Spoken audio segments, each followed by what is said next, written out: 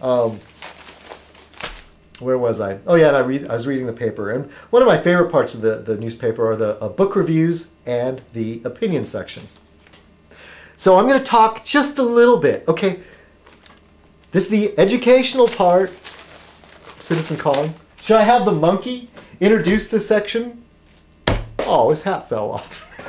So how do you like this fez? For some of you folks that says, I can't find a fez. You know what I made this fez out of?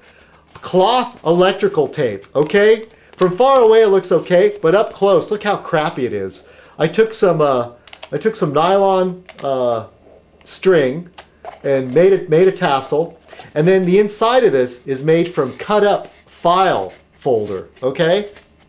I made a cone shape and then wrapped it in electrical tape. And hence, I made a little black fez for my monkey puppet. It's not that hard making a fez. It's not really. So lots of people could qualify for the ROF just by making your own damn fez and not having me send you one. No, I'm just kidding. Oh, I wish, if I could give every person on the planet a fez, I would. Oh, where was I? Yeah, drink some more, Dave. Drink some more, citizenkong. Whoops, now I'm dropping stuff. Where was I? Oh, the book section, the book reviews. Oh, I started out so nervous and feeling on edge. No wonder people drink. I feel much better now. There's an article on a book review, a book called Tuna, a love story. Okay?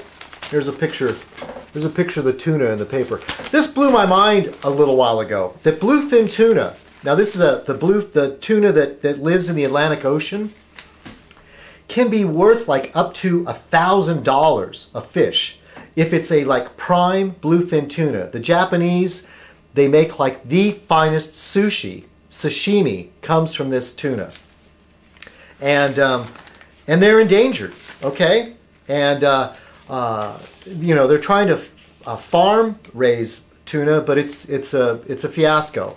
And somebody made a good example. Look at the difference. You know, you take a wild tuna that swims free in the ocean and domesticate it. Look at what's happened to our domesticated animals. They live in suffering and on factory farms, and they're pumped full of antibiotics, and it's just not a healthy product. And I tried to highlight some of this. There's too much to read of this all the way through, but I did highlight some of this, so bear with me. I'm not a fan of these kind of books. He's talking about the reason why this book is called Tuna. It has to do with how the tuna industry is sort of an indicator of where everything is, what's going on with the planet.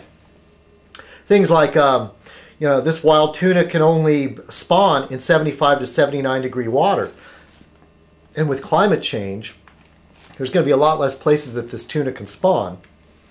And he says, I'm not a fan of these kind of books. They add to the day's gloom, and they reinforce our sense of helplessness. And I agree with that. I'm not really ready to run out and buy this book and get some more gloom and doom. But I was skimming this article, and this really, really caught my eye. The futility of this journalistic approach can be illustrated in a visit to an elementary school. By the time students reach third grade, or maybe fourth, they have a pretty fair grasp of what's up in the world. Our planet is getting hotter by the year. Resources lagging behind demand. We're cutting down the forest, the air is toxic, animals are going extinct, and the oceans are sick. Young people wear appropriately long faces as they describe matters.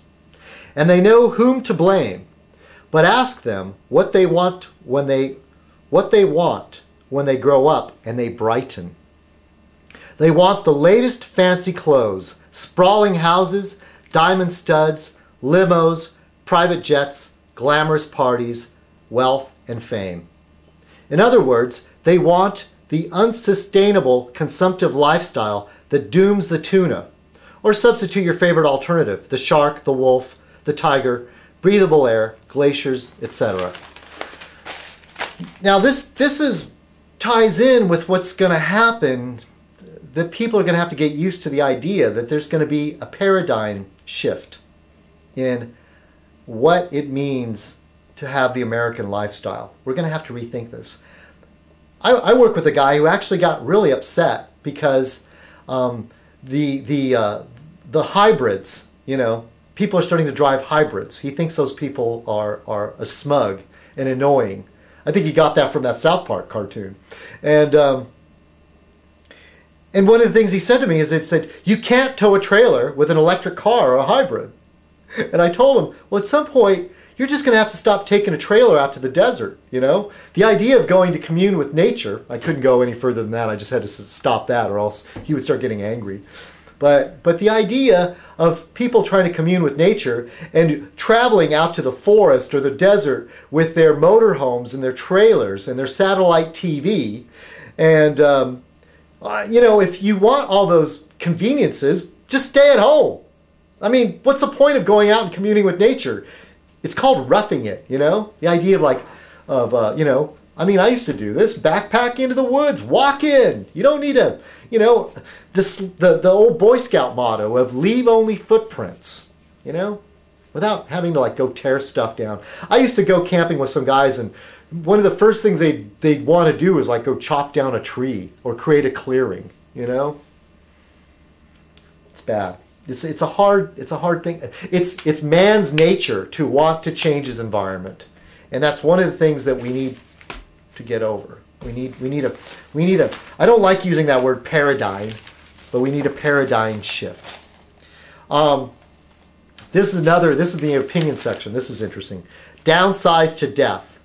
This guy calls it E. coli conservatism, and what it has to do with is this conservative idea of deregulating everything, privatizing everything. And you run into people talking about this stuff on YouTube all the time that's saying, oh, you know, if we just have a truly free market, things would be better, you know? We don't have to have regulations saying that we have to check and see whether there's lead in our toys or whether the drugs are safe. Just let the free market take care of it because things will adjust automatically. Bullshit. What kind of world do you people live in? Aren't you familiar with the old Latin expression? Oh, I forgot what it was called. But buyer beware? Oh, somebody could help me. I forgot what the Latin word for that is. But the term buyer beware goes back to ancient Rome. The fact is that anytime a consumer is buying something, you're putting yourself in jeopardy. And because of regulations, we are less in jeopardy now. You know? That you can go down to the 7-Eleven and buy a hot dog with reasonable assurance that it's not going to kill you that day. It'll kill you in the long run, but not that afternoon.